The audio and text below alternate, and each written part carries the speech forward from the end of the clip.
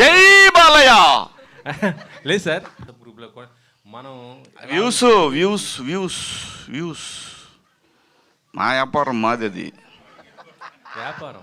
Yes boss, ఎవరిదైనా అంతే. ఇప్పుడు నాకు ఇన్స్టాగ్రామ్ ఉంది, నేను కంటెంట్ వ్యూస్ ఇచ్చే కంటెంట్ ఇస్తా. అది కులం ఉండొచ్చు, సినిమా ఉండొచ్చు, ఇంకోటి ఉండొచ్చు, నిజంగా నిజాయితీ కూడా ఉండొచ్చు. అసలు ఏమీ లేకుండా ఈ సమాజం ఉండదు. డెఫినెట్గా ఎక్కడో చోట ఇదైతే ఉంటుంది, ఖచ్చితంగా ఉంటుందండి. ప్రతి ఒక్కటి అంతే సార్. ఆ వివక్షత పోవాలంటే ఏం చేయాలనుకుంటారు అంటే సినిమా ద్వారా ఏం చెప్తున్నారు? ఆ లోపల మనం పోతాం ఏం చేయాలనుకునే లోపు. ఇంత మించి ఏం ఉండదు. కాలం అన్నిటికీ సమాధానం చెప్తుంది సార్, కాలం అన్నిటికీ సమాధానం చెప్తుంది.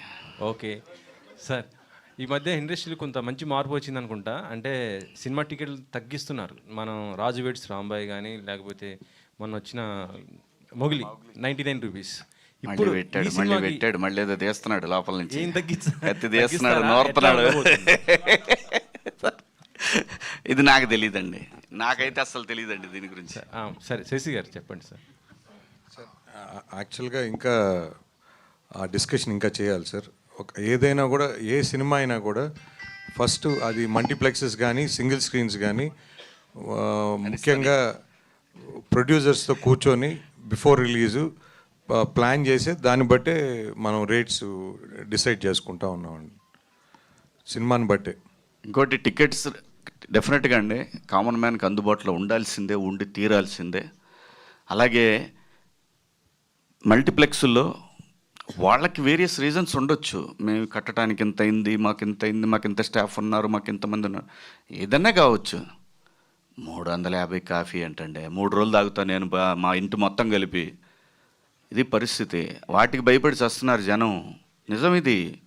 ఇంత అమానుష్యం అది. ఖచ్చితంగా ఇందులో ప్రొడ్యూసర్లకు కానీ లేదంటే ఎగ్జిబిటర్స్కి కానీ ఎవ్వరికి సంబంధం లేని అంశం ఇది. ప్రభుత్వానికి మాత్రమే ఉంది సంబంధం.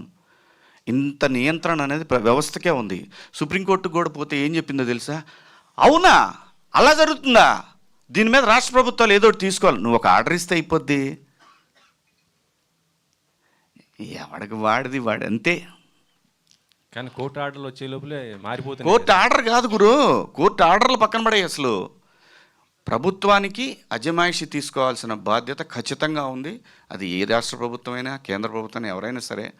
అజమాయిషి తీసుకోపోతే నా 600 రూపాయలు పాప్కార్న్ ఏంటి, 350 రూపాయలు కాఫీ ఏంటి, పార్కింగ్ ఫీజులు అంటే తీసేశారు సినిమాలకు. మరి షాపింగ్లు మళ్ళీ గిలుతున్నారు, చిన్నగా గిలుతున్నారు. అది కూడా అక్కడ వస్తున్నాడు, ఏమంటే మీరు సినిమాకి వెళ్తున్నారు, షాపింగ్కి వెళ్తున్నారు. షాపింగ్కి వెళ్ళి సినిమాకి వెళ్తారు, నీకేంటి ప్రాబ్లం? టికెట్ల రోడ్డుకి పోరాటం చేయొచ్చు కదా సార్. మీరు అందరూ ఉన్నారు, చేస్తున్నారు, నేను కూడా చెయ్యి అంట. ఓకేగా. మొన్న మీరు ఐబొమ్మ రవి ఏదైతే మాట్లాడారు దానికి మంచి పాజిటివ్ అయింది. మీ ఏదండి ఐబొమ్మ రవి మీరు ఇట్లా పాజిటివ్గా వాడుకోండి అని మీరు చెప్పారు. జై బాలయ్య. లేదు సార్, అంటే పైరసీ కూడా కంట్రోల్లోకి చాలా వరకు వచ్చింది ఇప్పుడు వరకు చూస్తుంటే. దానిపైన నందగారు, శివాజీ గారు, అమ్మా